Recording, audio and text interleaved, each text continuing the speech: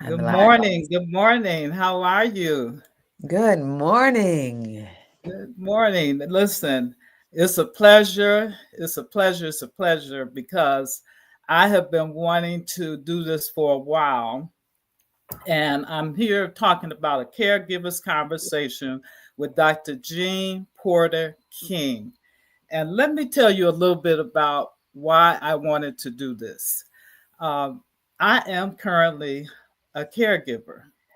And I have been a caregiver before for my dad, and now I'm a caregiver for my mom, along with my sisters.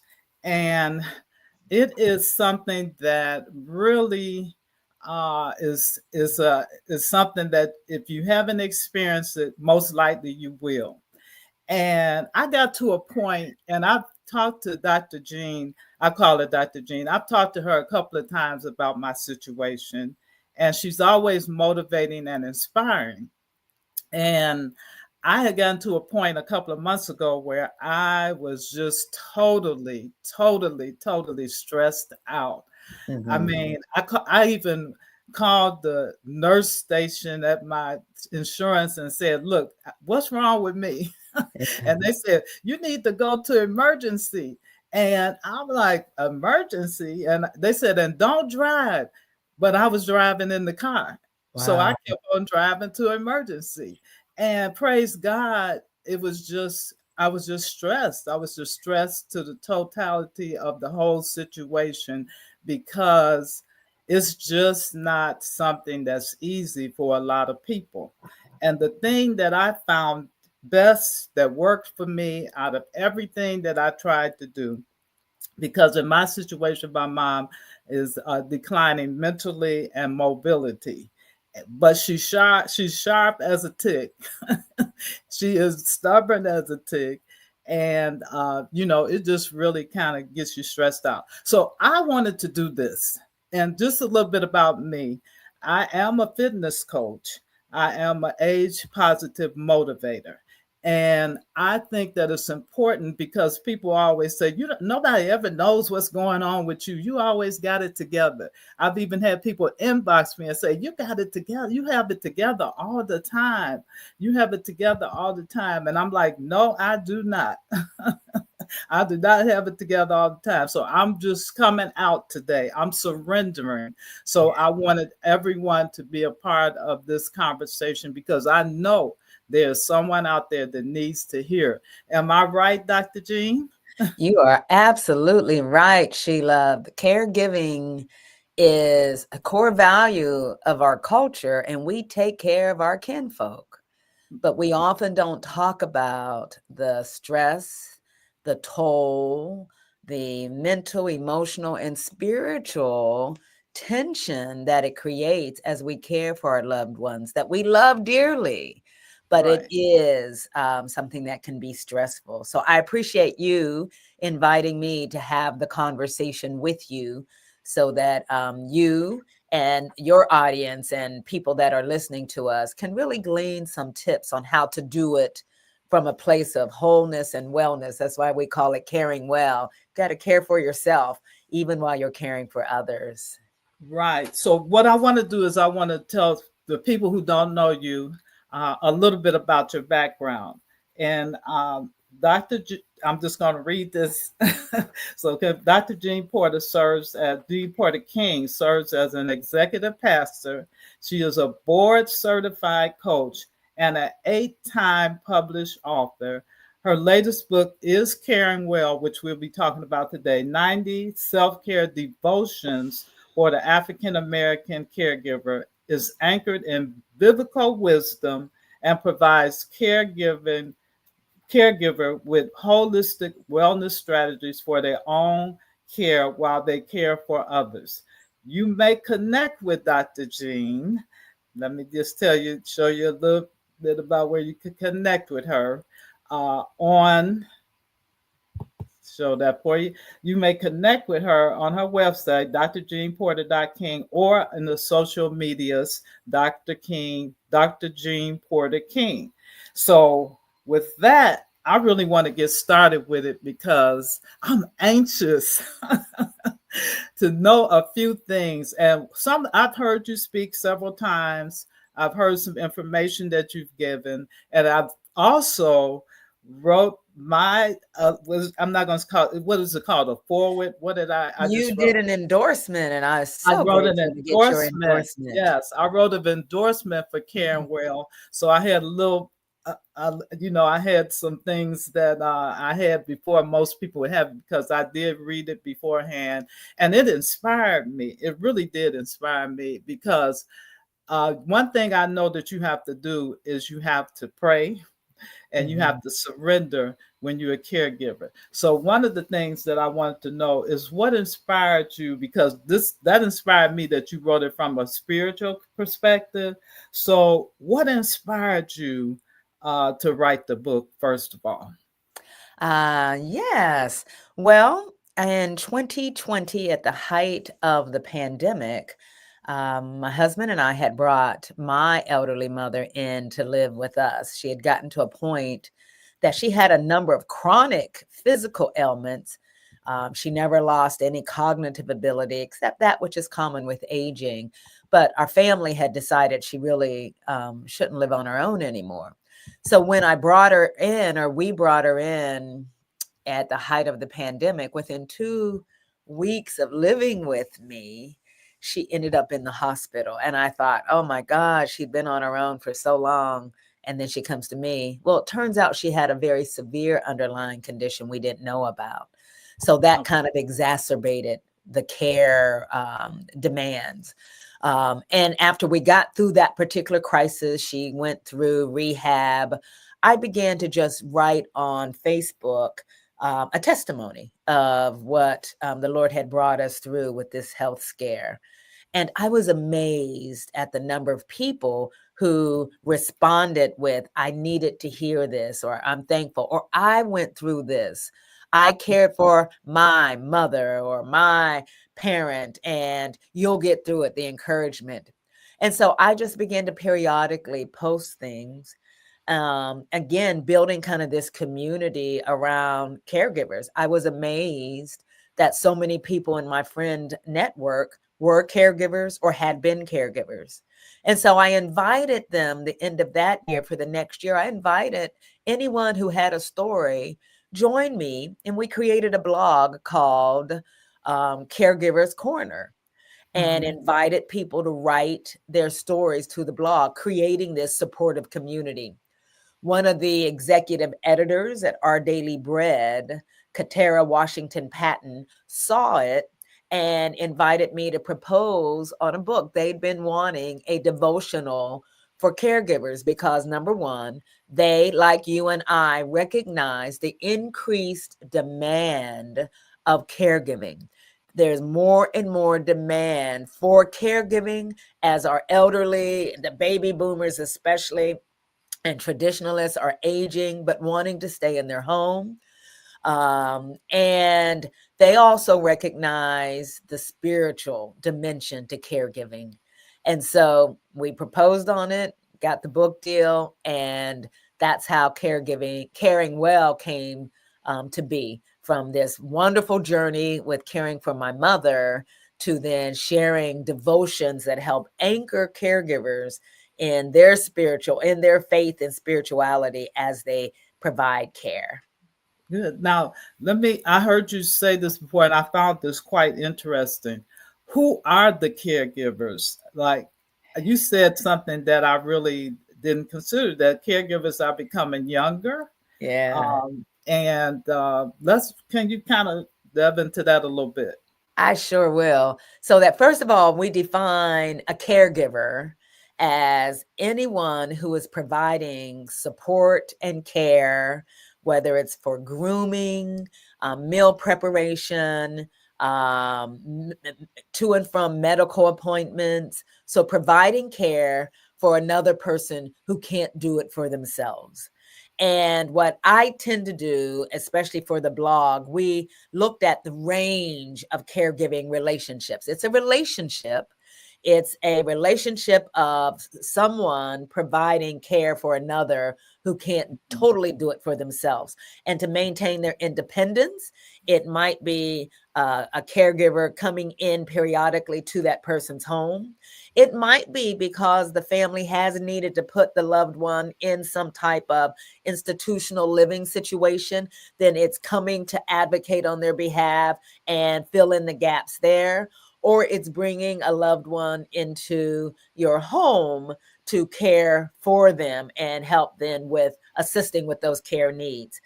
What I have found is, and people I've talked to that have written for me, and we stay in relationship, is a very common caregiving relationship is that of an adult child providing care for a senior elderly parent. It can be a daughter caring for her mother, her elderly mother, as it was for me. And again, my husband and I brought her into our home. It can be an adult male. I have a cousin who was the primary caregiver for his mother, and I've seen those situations. It can be an adult woman taking care of her elderly father. So any of those combinations of providing care for our elderly loved ones. The stat you're speaking to is that the it's growing more and more common that the age of caregivers is going lower and lower. So we're beginning the caregiving journey at a younger age, so that 30s and 40-year-olds are now caring, often for not just perhaps their parent, but they're kicking in to help care for their grandmothers, for instance, or grandfathers.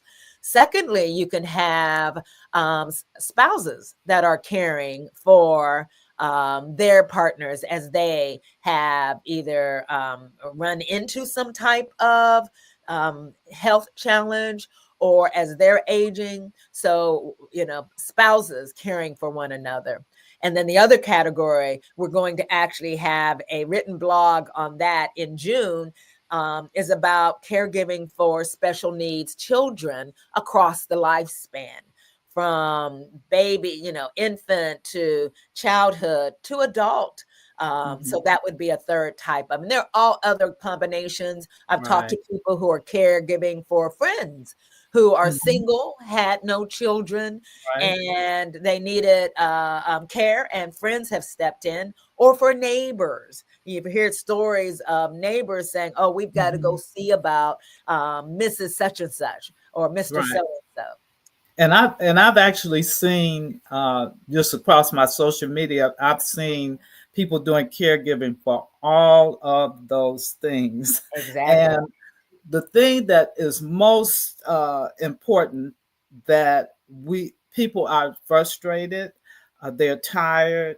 A lot of people do it by themselves. I'm fortunate that I have some sisters, so we work it together. But and then we don't always work together sometimes, so that gets stressful. And so, people, how do you cope?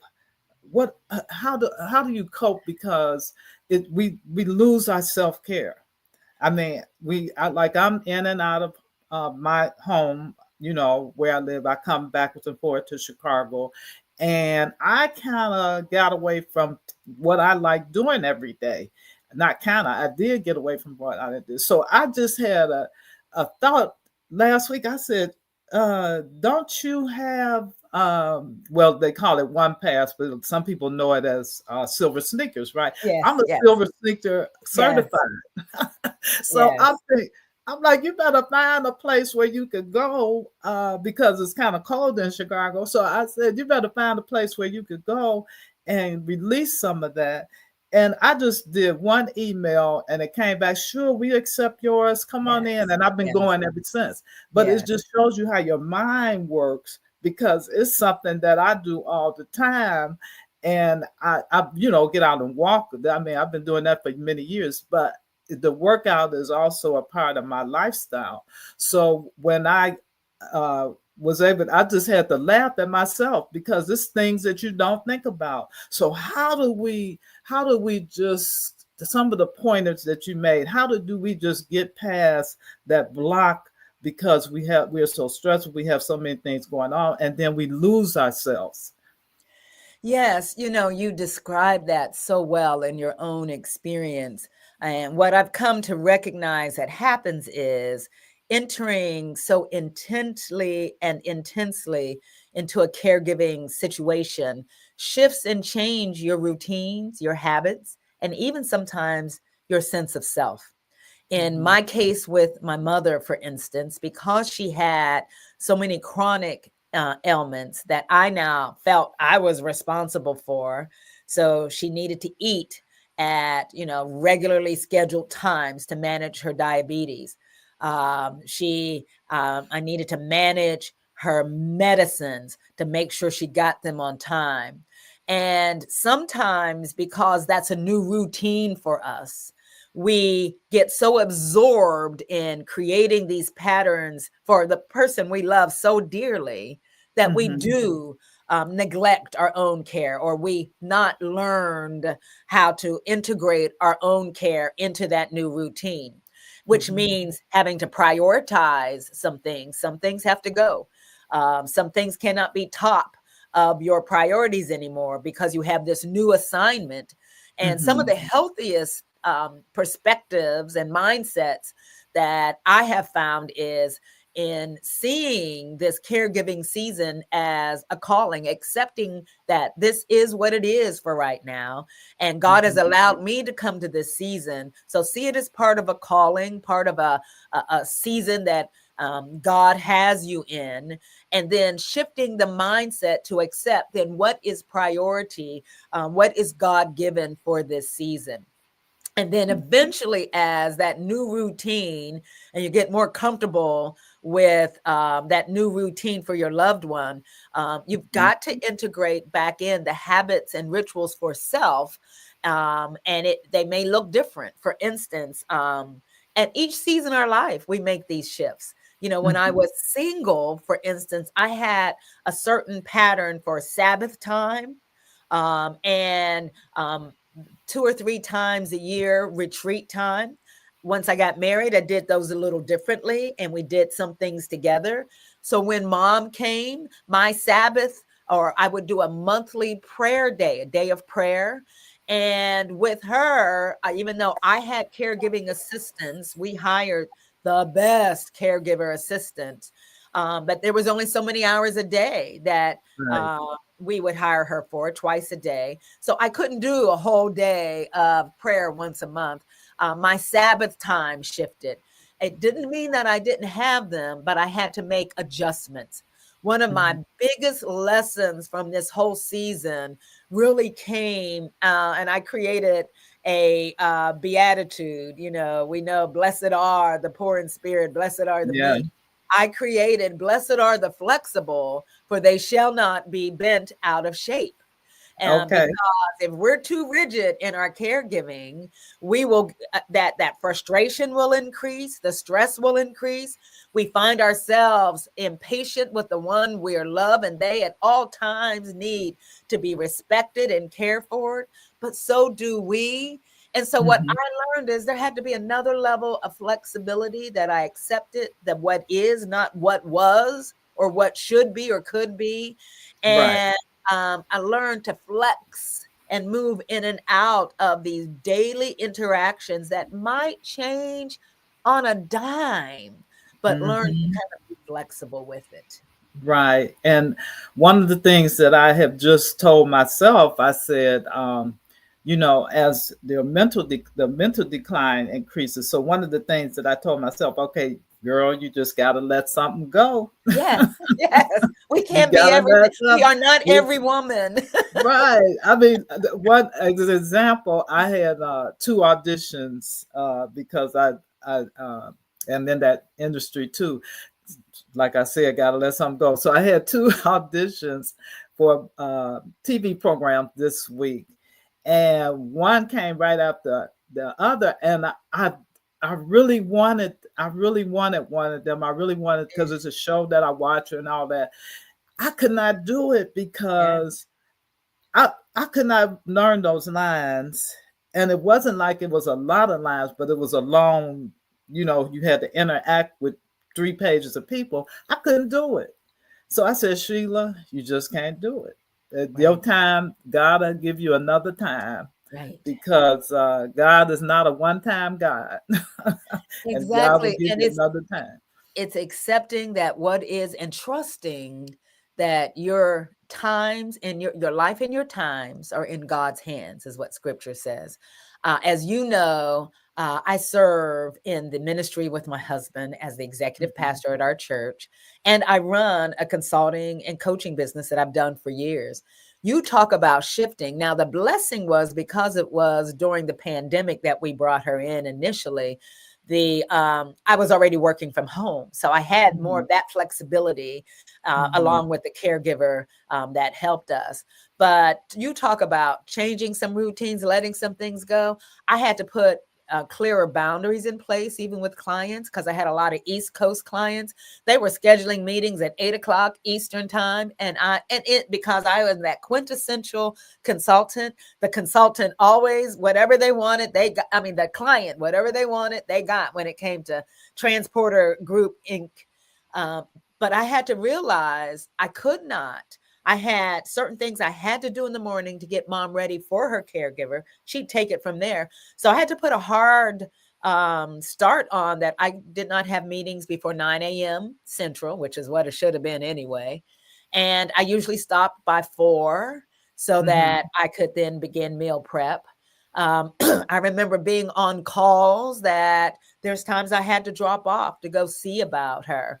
At my church, in addition to the preaching and teaching responsibilities, and then as an executive pastor, kind of leading up the administrative processes with a team, I also led the women's ministry. Women's ministry is a passion of mine. Women's leadership development is a passion of mine.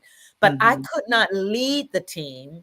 And so I had a team of leaders and I entrusted them, empowered them to lead the ministry. And to this day, I've never stepped back into the actual leading of it. I'm advisor, I'm coach, I'm executive pastor. But in some ways, God works those things out that as you let some mhm, things go for your own benefit and mhm, your caregiver's benefit, God mhm. actually has other people to fill in and do To some fill things. in because you cannot do it You can't all. do it all. Yeah, and those people are trained because they work under you anyway, so they're already trained. Yes, they've And been a so blessing. you Yeah. have to do that. And the thing and the to your point, you probably have been doing that for a long time. You've been in that position, doing that leadership position for that team in a long time. So those people know. And those are the things you have to tell yourself. You have to talk to yourself and you have to pray. But bringing that up, what about family members? What about we have so many dynamics to bringing in family support, everyone being on one page. And I think that's a big problem that people have as well. Some people think they're doing it more than the others, and then some people are not doing it at all. So you have so many different dynamics that come with that. How can we pull those kind of things together? Yeah, you first of all, we can't care alone. This isn't a lone ranger activity, and we need our village. One of the devotions that I wrote was about needing the village. And ideally, family members and extended family members pitch in to help with the care of our loved one. One of the sisters who's actually watching us this morning is a great Mhm. grandmother whose granddaughter, her daughter passed and granddaughter passed. And so she's brought in 4 of her great grandchildren. And Wow. I remember sharing with her, you can't do it all now, but she is such a vibrant example of a caregiving relationship. And her husband is supportive, and she has her granddaughter that is also helpful. And I pray that as a faith community, she feels supported by us as pastors, but also as by the other women of the church. Her twin great granddaughters come up to me every Sunday to get their hug, and I, just love that. So there are ways in which we have to build that village, that team. Ideally, it is siblings. In your case, I like that you say you have your sisters, and you may not always agree. You've got to work through those dynamics because deserves the best care. In my case, I had siblings. I was the only one who lived here in the Chicago area, and it was during the pandemic. So initially, they could not come in to see her Right. because remember, it's been 5 years, but if we remember the anxiety and the tension and the fear and the who has this virus that's lurking and we don't even know what all it does. And my mom had respiratory ailments that at one point, when we finally did get her to her doctor, the pneumatologist, or whatever this one was called, is escaping my mind right now.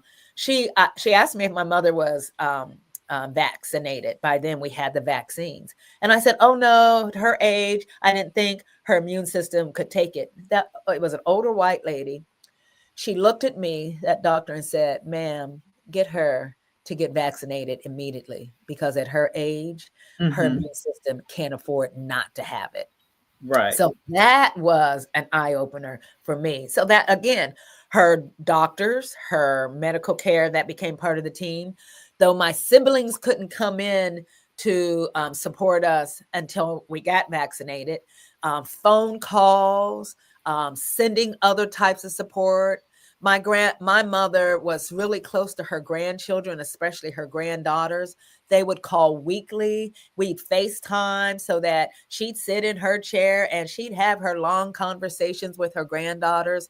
That was all adding to the community of care. I had Mm-hmm. one particular sister girlfriend, Dr. Yolanda Peppers. There was 2 times I had to travel and go out of town, both my husband and I, for ministry assignments. And she said, "I got your mother." She's doctorally trained in psychology, but she's also a nurse. And she said, "I got your mother," and stayed overnight. So there are people in our network who can help us. The one thing I want to say is for those that don't have that support from siblings, what they're going to have to do is work really hard on not getting resentful and angry, because Mm-hmm. those, and it's difficult, trust me, I get it. We're Right. stressed and stretched and frustrated. We're not medical doctors and we're tending for these medical needs, but be prayerful about where they can get their support. Is there someone in their church or faith community who can provide some sitting time that just gives them a moment to go work out, as you talk about, go up and take a Mm-hmm. long bath, have some reading time? We had caregiver support, and we made sure that twice a day I had a break, that our caregiver, Denise, would be there 9 to 12, get mom ready for the day. I'd go work. And then the evening, she'd send a team member back and help me get mom ready for bed. And again, I could either go back to work or do some other things. So you've got to have the assistance, and it may not come from the direct family, but who Mm-hmm. else is in your network who can, Right. even if it's just having someone call and encourage you. And I would encourage anyone listening to this, if you're not a caregiver, but someone's in your network who is a Right. caregiver, give them a call, encourage Right. them. I had two Mm-hmm. very close girlfriends, Dr. Mm-hmm. Brenda Salter McNeil, who lives in Seattle, Dr. Debbie Turner Bell, who lives in Grand Rapids. Each of them intentionally at different times, made a point to come into Chicago to check on my mother and me, check on me. They were my friends, but came Mm-hmm. down, prayed with mom. So if you're listening to this and you are not a caregiver, then check in on your caregiving friends and see what Right. you can do to provide some Mm-hmm. assistance. Yeah, I do fortunately have people that call me and check on me and Yeah. check on my mom. And one of the things that is important to me is that I do have that. It feels good to have someone to just say, "Hey, I'm checking on you, see how you doing." Yeah. I've had Yeah. friends that come by and visit my mom when they're in town. And the thing that I also learned is don't be afraid to ask, because a lot of times, because we've had certain situations, we don't ask. Yes. So we Yes. have to be afraid to ask. And like you said, if it doesn't work that way, try other avenues. There are Try. really groups that you could join and everything, but the key is you have to have some time that you could breathe, that you could take a breather, Yep. especially uh, if, like in your case, your mom was bedridden, and She my wasn't mom, bedridden. She wasn't she, bed. She oh, did she have mobility issues, but she okay, wasn't bedridden. But she my wasn't bedridden. mother-in-law, at some point, shortly Hmm. after mom's passing, Hmm. my mother-in-law began to decline. Hmm. And again, one of those examples of a spouse taking care of his wife. My father-in-law at 90, 92, 93, caring for Hmm. his aged wife, had Hmm. assistants, hired caregivers. Um, but and she was bedridden, so really needed precise care, and the Lord blessed him with the best caregiver that could assist him and understood the dynamics of the care he was giving. So I'd be very prayerful. Find the help. There are offices on aging in different cities and counties. Check into those. There are caregiving companies now that bring in and allow you to hire the assistants. And it's absolutely critical to provide that loved one with the support they need, both medically and health wise, but relationally, familially, and spiritually. One thing that my husband and I did nightly as a part of the pandemic, then when mom joined us, she loved it. We had nightly prayer and worship. And Hmm. that just buoyed her heart, her spirit, and also ours. So we're Right. caring for the whole person, spirit, soul, and body. And we'll talk about that in a moment. But we're also having to care for our spirit, soul, and body. And so some of the very things you do for them are Hmm. also in service to keeping you well, because you Hmm. don't want to be that statistic. As I look at the audience, you don't want to be that statistic that 30% of caregivers who Hmm. don't get this assistance we're talking about and don't try Right. to care well, 30% of caregivers die before the one they're caring The for. one that they care for. And for And Alzheimer's yes, care, it's 40%. right. I didn't want to be And part I of that can number. agree. Yeah, and one of the things that and I don't want to leave out men, but one of the things that I have also read about women is that they actually it's actually more women that die earlier than the men that they take care of because they don't take care of themselves, Yeah, and so they actually wind up dying. That and that's what I want to lead into the caregivers themselves. I know yeah, you. I heard you say we don't need to be super women or yeah, men. We just need to be well women yeah, or men. And let's expound on that because, like I said, I'm in the fitness industry. I've certified personal trainer, senior and women's fitness, as well as corrective exercise mm, specialist. And I'm mm, always cognitive of people who have issues with why they can't, the excuses really about why they can't do things.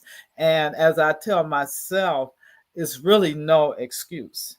You just have to go. I don't care if you carve out 2 minutes or 2 minutes. So, what are some, for me, is fitness. So, what are some of the well things that we could do as women and men when we're going through the caregiving? Or, because everyone will probably be a caregiver at some point. So if you haven't done it already, if you're not into it, you will do it. So let's break it down to what we can do as individuals.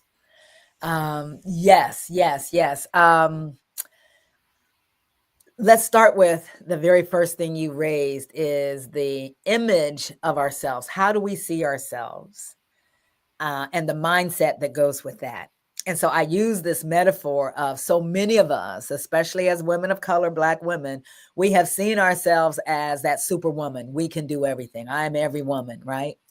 And Mm-hmm. and that strength that comes from that superwoman image has bode us well to Hmm. run businesses, raise children, grandchildren, great grandchildren, to lead effectively. Right. But there's also some limitations to it because we are not extraterrestrial beings. We are not those who can leap a tall building in a single bound or faster than a locomotive or a speeding bullet. We are humans. And so I often challenge people that I coach, either leadership coaching or even caregiving coaching, is unpack the image you see of yourself, and that we implicitly kind of move through life as super women, strong Black women. And the reality is, without the rhythms of care and rest, we will burn ourselves out. We will fizzle out.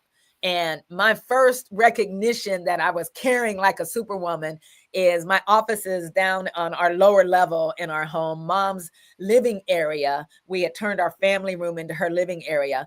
And I kept the Ring camera on her area. So when the caregiver was gone, I could check on her. And when the caregiver was here, I had a tendency to run up those steps, see if they needed anything, go take get maybe some water, run back down the steps. And at some point, both the caregiver and my mother said, "You've got to stop running up and down Hmm. those steps. You're going to Hmm. really, tire yourself out, wear yourself out." And at one Yes. point, Mom said, "When I need you, Jeanne, I'll call you.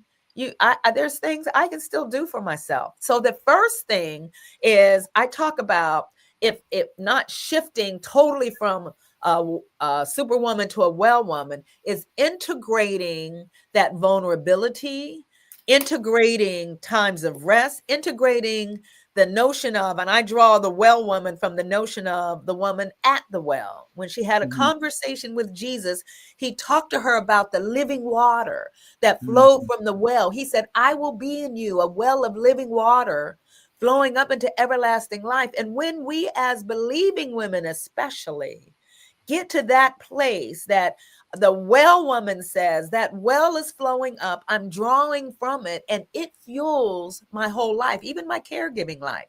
So there's a strength that God has blessed me to have, but there's the strength has to be seen as coming from the spirit, coming from that faith relationship, from that relationship with God, and we draw from that. So that's number one, shifting where we put the emphasis on strength. Secondly, it's a mindset. It's a belief system. If someone listening to us believes they don't have time to care for themselves, then they're not going to make time for themselves. Right. But if they can shift their thinking to believing they must make time for themselves and they can figure it out, and they will do that, right? The percentage of people who work out and care for themselves, can they believe that they can become a part of that? They don't have to become a fitness trainer or coach like you, but they can do some things. That's secondly. Third thing that Hmm. I talk about is developing wellness or self-care practices. I call them holistic self-care practices. And that says you want to think about your spirit, soul, and body. I take that out of First Thessalonians 5:23, where what we have is the Apostle Paul writing to the church at Thessalonica, and closes that first book with this prayer: "May the God of peace sanctify you wholly, and may your whole spirit, soul, and body be preserved blameless until the coming of our Lord Jesus Christ." So when you think about that, it's a prayer for wholeness. It's a Right. prayer that says we are complex beings. We're not just physical. We're also not just spiritual. The old people of our church traditions would say you don't want to be so spiritually minded that you're no earthly good. And I like to say now, you want to be so spiritually minded that you can be some earthly good. It's an Hmm. integration. And so I Right. talk about developing spiritual care practices that are often based in our faith tradition. And we may have called them spiritual disciplines in the past, and we kind of separated. This is for our spirit. But the reality is, anything you do spiritually will also help you in your mind, emotion, and will. and can Yeah. be a source or motivator for your physical care. I call soul focused care practices that deal with mental, emotional, and health. And then our physical deals with your area, what we do for exercise and fitness and eating right. But also, it deals with making sure we are keeping our own medical appointments and annual Hmm. exams, or however frequently it needs to be, not just carting our loved ones off, and making sure we're keeping our exams and our environment. What environment do we create that speaks of a holistic care? Are there flowers around? I started gardening during the pandemic, so those flowers that I brought into the house help set a tone of care. Aromatherapy, creating a space of love and Right. care.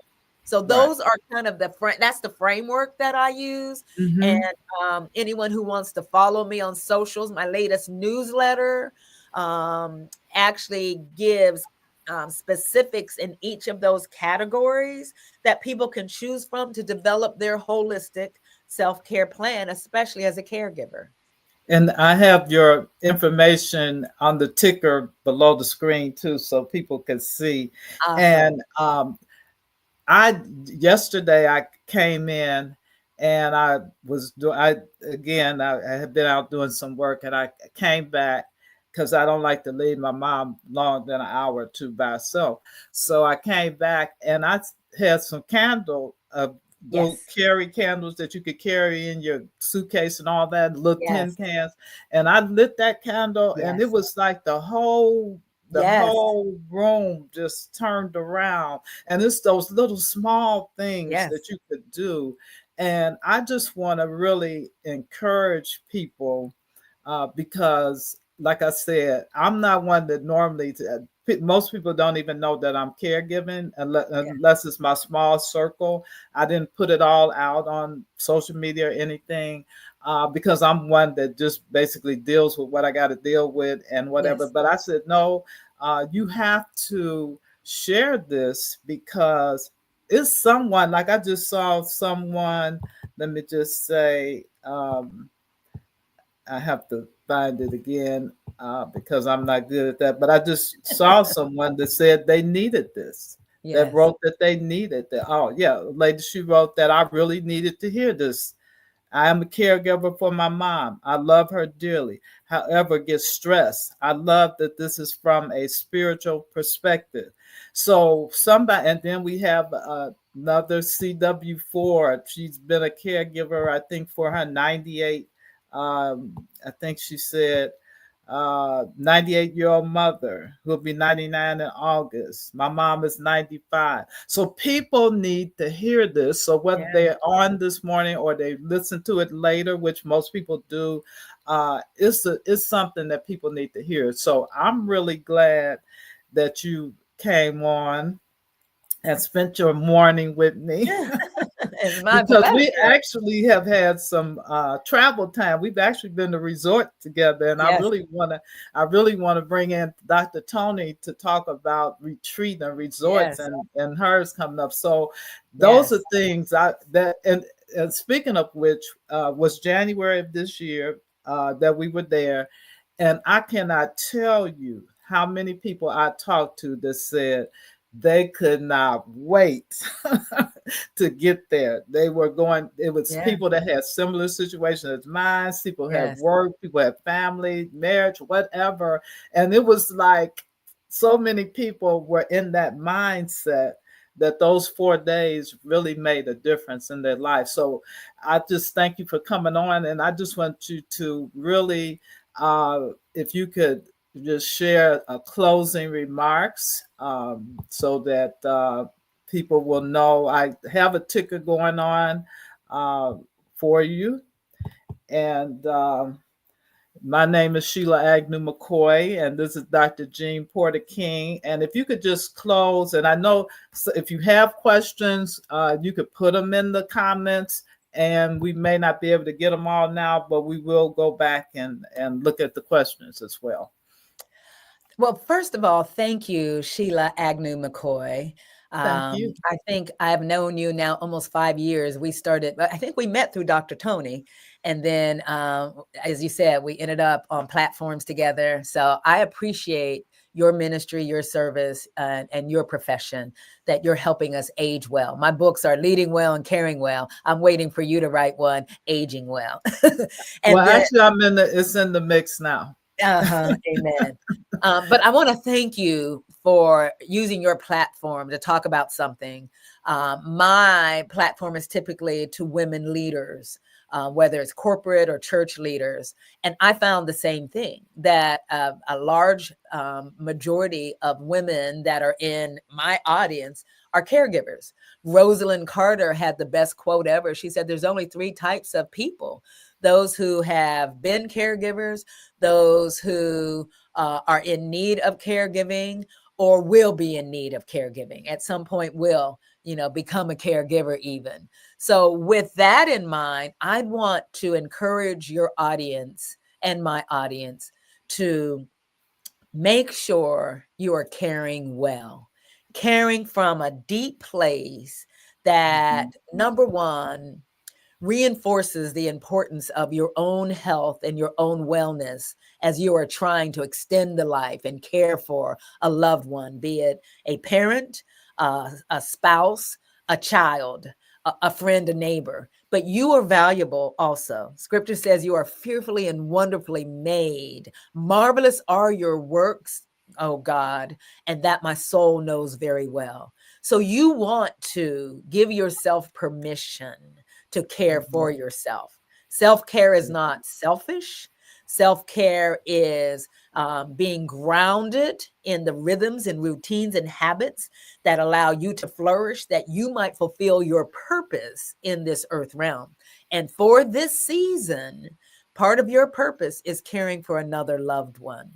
You want Mhm. to be attentive to your spiritual well-being, your mind, emotional, and your physical well-being.